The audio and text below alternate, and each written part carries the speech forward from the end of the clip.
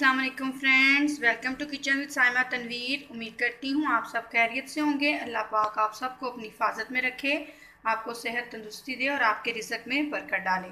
आज हम हाजिर हुए हैं नई रेसिपी के साथ। हम बनाने जा रहे हैं ब्रेड खीर कंडेंस मिल्क के साथ, जो घर पे ही हम बनाएंगे। कंडेंस मिल्क बहुत ईजी बनता है।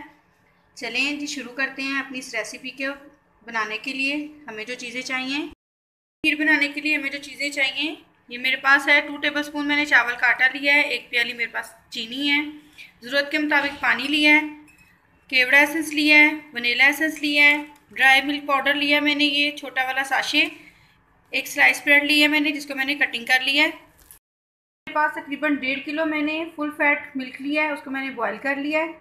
अब मैं बताती हूँ मैं अब आगे क्या करना है। ग्राइंडर में मैं सबसे पहले डाल दूँगी ब्रेड,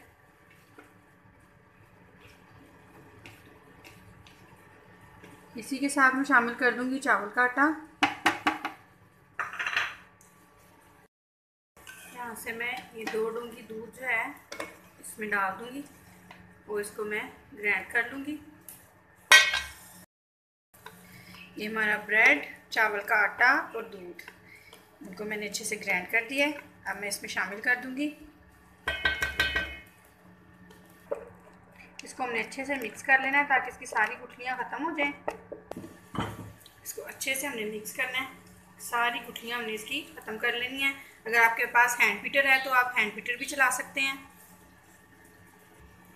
देखिए हमारी सारी गुठलियाँ इसमें ख़त्म हो गई हैं और ये हमारी खीर भी ठीक होना शुरू हो गई है। अब मैं आपको बताऊंगी कंडेंस मिल्क घर में कैसे बनाते हैं हम ईजी।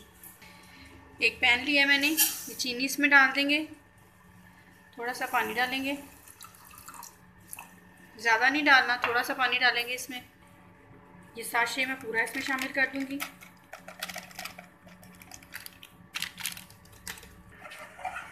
अब इसको मैं इसी तरह चम्मच इसका चलाती रहूँगी।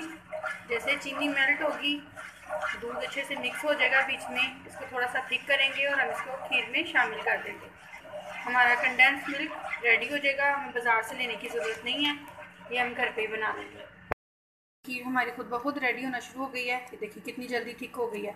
कई दफ़ा होता है कि भाई अब 1 किलो दूध है अगर हमारे पास, तो खाने वाले 5-6 लोग हैं तो खीर उतनी बनती नहीं है, तो हम परेशान हो जाते हैं कि भाई खीर बनाएं तो कैसे।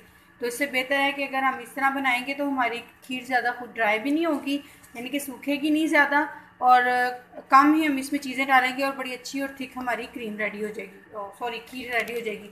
अब मैं इसमें डालूँगी वनीला एसेंस और केवड़ा एसेंस।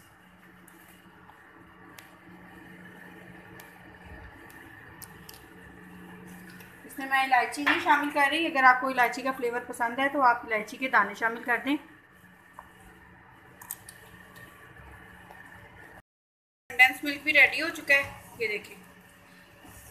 अब इसको मैं खीर में शामिल कर दूंगी। इसके अंदर मैंने शामिल कर दिया है, इससे बहुत अच्छा फ्लेवर आएगा, बहुत मज़े की बनेगी आपकी खीर। घर में बनाएं कंडेंस मिल्क, बहुत इजी बन जाता है, बाज़ार से तो बहुत महंगा मिलता है ये।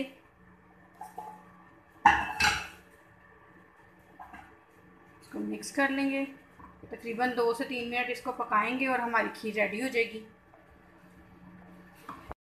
अगर आप मेरे चैनल पर नए हैं तो प्लीज़ मेरे चैनल को सब्सक्राइब कर लें, पहले लाइक करें मेरी वीडियोस को और शेयर करें अपने फ्रेंड्स के साथ। आप लोगों का प्यार ही मुझे मिलता है, मैं देखती हूँ, बहुत अच्छा लगता है मुझे। उम्मीद करती हूँ आपको मेरी ये रेसिपी भी बाकी रेसिपीज़ की तरह अच्छी लगेगी। ये देखिए खीर हमारी रेडी हो गई है, अपनी साइडें छोड़ रही है। यहाँ मैं इसमें कोकोनट शामिल कर दूँगी, इससे ज़रा फ्लेवर और ज़्यादा अच्छा हो जाता है।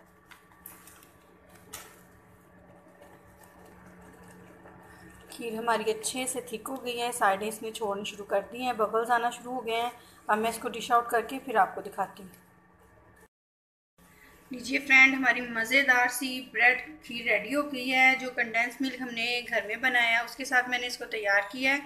लेकिन 1.5 किलो दूध था, बिल्कुल भी इतनी ड्राई नहीं हुई, बिल्कुल सही क्वांटिटी में बनी है, इजी है। तकरीबन 5 से 6 लोग अगर पेट भर के खाना चाहें तो खा सकते हैं।